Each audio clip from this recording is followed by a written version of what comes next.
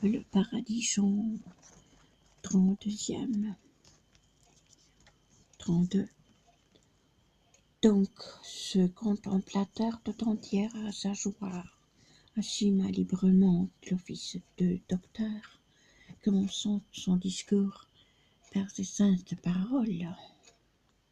La blessure, qu'oignit et que guérit Marie, ce fut la belle femme assise au-dessous d'elle qui l'avait fait ouvrir et qui l'envenima. Au 3e degré qui compose ces sièges est assise Rachel auprès de Béatrice, comme tu peux le voir, un peu plus basse que l'autre.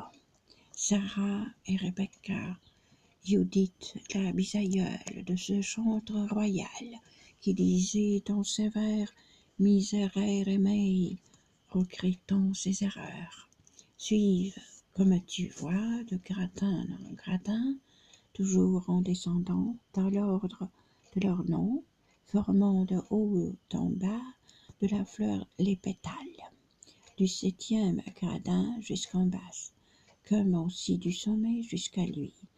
Une file de juives divise en longueur la tête de la rose, car suivant le regard dont on considéra la foi de Jésus-Christ, elles forment le mur d'où prennent leur départ ces escaliers sacrés.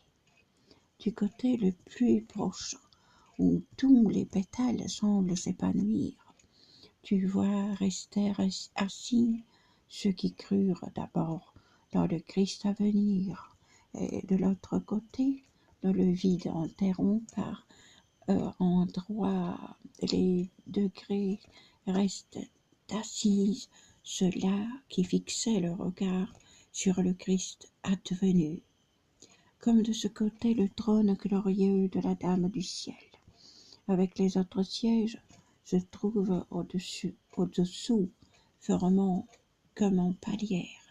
Il fait aussi pendant au trône du grand Jean, qui toujours aussi saint a souffert le désert et le martyre, et puis l'enfer pendant 2 ans, et au-dessous de lui complète la coupure sur un soie avec Benoît et avec Augustin, et d'autres jusqu'en bas, passant de cercle en cercle.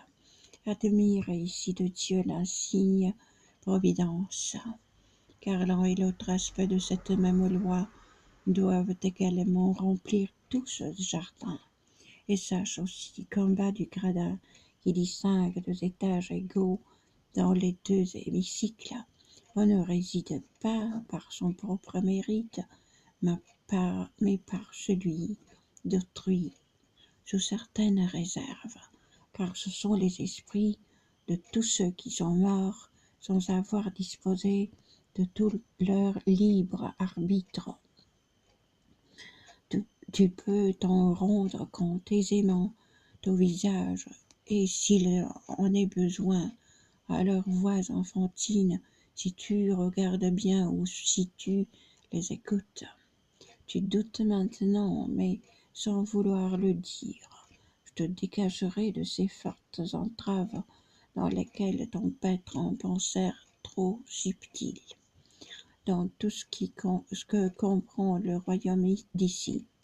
Nulle place n'est faite au jeu du pur hasard, à la soif, à la faim, ou bien à la tristesse, car tout ce que tu vois se trouve organisé par la loi éternelle, en sorte que partout, comme la bague au doigt, tout se trouve à sa place.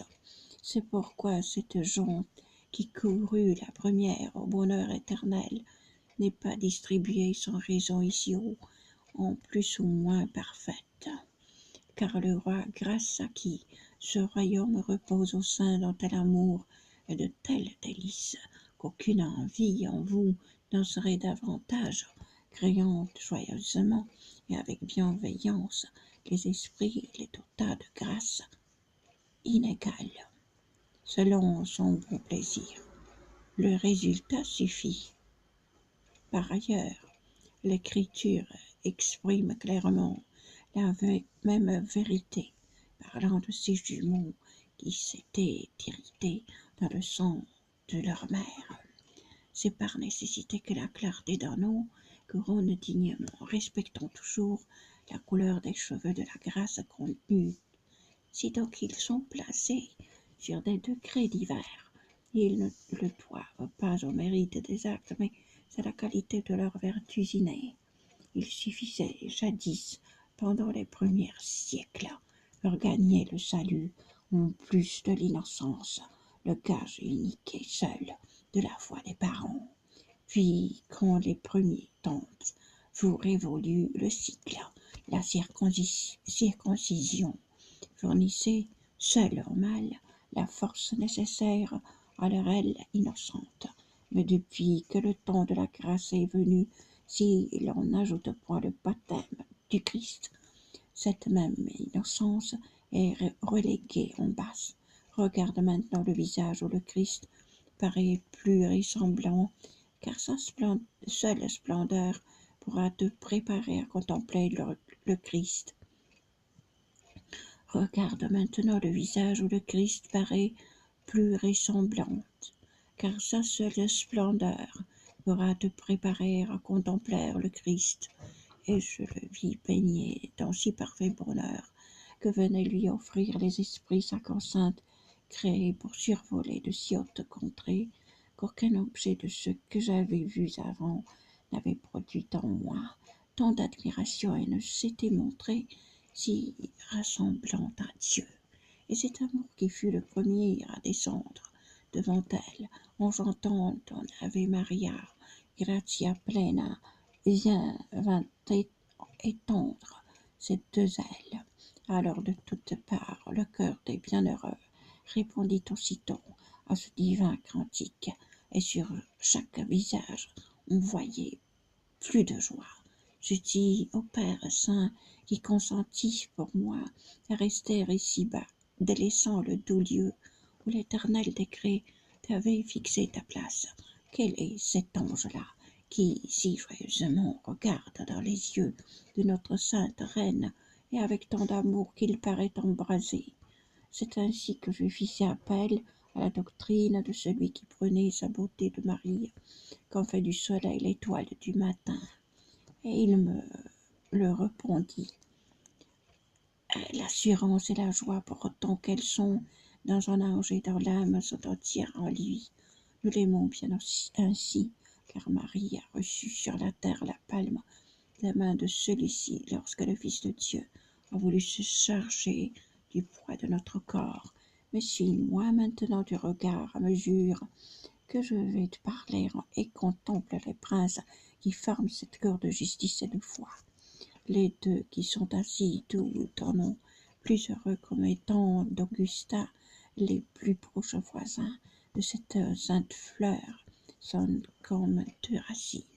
Celui qui reste assis près d'elle, et à sa gauche est l'ancêtre commun, dont le goût trop posé fait goûter l'amertume à l'espèce des hommes.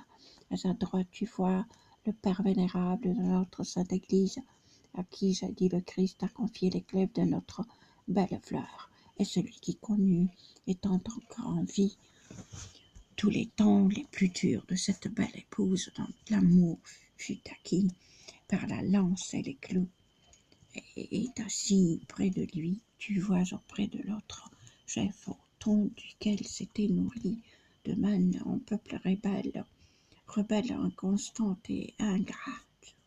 Juste en face de Pierre, Anne à sa place assise, et son bonheur est tel de contempler sa fille, qu'elle chante au sein sans la perdre des yeux. En face du plus grand des pères de famille, tu vois Lucie aussi, qui t'envoya ta dame lorsque le front baissé, tu courais à ta perte. Mais puisque le temps fit, qui te pousse à rêver, faisons un point ici, comme le bon tailleur qui coupe son habit selon le drap qui reste, et vers l'amour premier dirigeons nos regards, pour qu'en le contemplant, tu puisses pénétrer autant qu'il est possible à travers sa splendeur.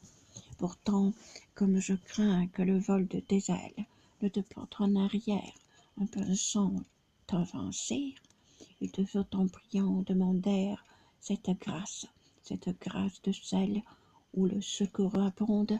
Tu devras donc me suivre avec le sentiment pour ne pas écarter ton cœur de mes paroles. Alors il commença cette sainte oraison.